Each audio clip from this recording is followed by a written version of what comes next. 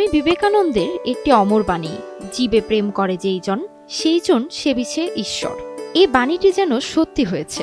গোপালগঞ্জ জেলার কোটালীপাড়া উপজেলার ঘাগর বাজারের মোবাইল মেকানিক জিএম রনির প্রায় 5 বছর ধরে বাজারে থাকা 25 থেকে 30টি কুকুরকে প্রতিদিন 3 বেলা খাবার দিয়ে ভালোবাসার এক অন্যরকম নজির স্থাপন করেছেন।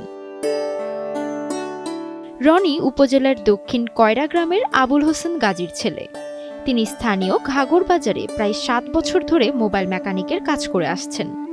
ছোটবেলা থেকেই পশু পাখির প্রতি রনির ছিল অন্যরকম ভালোবাসা। সেই ভালোবাসা থেকেই তার চলার পথে সামনে কখনো কুকুর বিড়াল পড়লে তাদেরকে খাবার কিনে খাওয়াতেন। করোনাকালীন সময়ে লকডাউনে ঘাগর বাজারের দোকানপাট, হোটেল, রেস্তোরাঁ বন্ধ হয়ে গেলে খাদ্যের অভাবে বিপাকে পড়ে যায় বাজারে থাকা কুকুরগুলো। এই সময় ভালোবাসার টানে কুকুরগুলোর জন্য খাবারের ব্যবস্থা করেন রনি। এ লকডাউনে যখন প্রশাসনের চাপ ও মৃত্যু ভয়ে মানুষ ঘরবন্দী, তখন নিজ বাড়ি থেকে রান্না করে ঘাগর বাজারে থাকা কুকুরগুলোর জন্য খাবার নিয়ে আসেন রনি। প্রথমে 5 থেকে 60টি কুকুর থাকলেও ক্রমেই এই সংখ্যা বাড়তে থাকে। বর্তমানে 25 থেকে 30টি কুকুরকে 3 বেলা খাবারের ব্যবস্থা করেছেন তিনি। তার এই খাবারের তালিকায় রয়েছে দুধ মাখানো ভাত, পাউরুটি ও বিস্কুট। তবে বাড়িতে যেদিন মাংস রান্না হয় সেদিন কুকুরের জন্য রান্না করা মাংস আনতে ভুলেন না জিএম রনি। বান্ডেল থাকলে প্রতি সেনমানিতে টাকা বাঁচবে।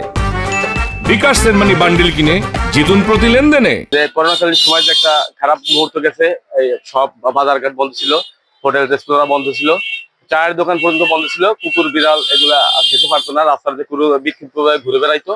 আমি দেখে খুব খারাপ লাগছে। ক্ষুধার্ত কুকুর, ওইখান থেকে মূলত শুরু করি কয়েকটা কুকুর দিয়ে। আমি চেষ্টা করছি ওদের ক্ষুধা নিবারণের জন্য। প্রথম কয়েকটা রুটি দিছি। আমি পরবর্তী নিজে থেকেই বাসায় ভাত রান্না করে ওদের জন্য নিয়ে আসি। 3 বেলাই ভাত বাসা থেকে নিয়ে আসি।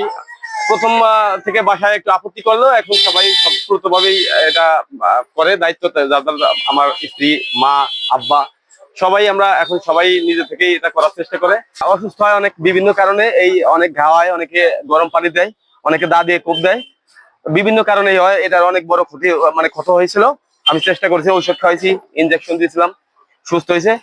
অনেকে খারাপ দৃষ্টিতে দেখে, আসলে আমার খারাপ লাগে। অনেকে বিকট গন্ধ হয়, তো এজন্য অনেকে সহ্য করতে পারেন। আমি চেষ্টা করি যে এই ওদের ঘৃণা চোখে না দেখে মানে গন্ধটা কিভাবে ঠিক করা যায়, এজন্য আমি অনেকভাবে চেষ্টা করি ওদের এই চিকিৎসা করার জন্য।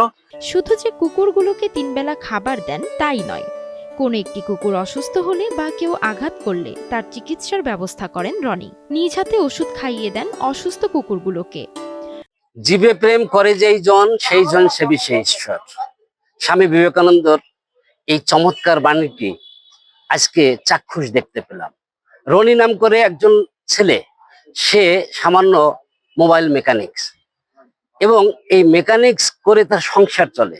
কিন্তু মজার বিষয় হচ্ছে, করোনা যখন শুরু হয়, যখনই আমরা মা বাবাকে পর্যন্ত ফেলে দিয়েছি এমন দৃষ্টান্ত আছে। আর সেই সময়ে এই রনি নামের ছেলেটা পথের কুকুরকে বেছে নিয়েছে সেবা দেওয়ার জন্য। হ্যাঁ, আর রনি আমার দোকানে দীর্ঘদিন যাবৎ কর্মরত আছে মোবাইল সার্ভিসিং এ। তা ও 3 বেলায় বাড়ি থেকে খাবার আইনে কুকুরকে খাওয়ায় এবং কুকুরকে খুব ভালোবাসে।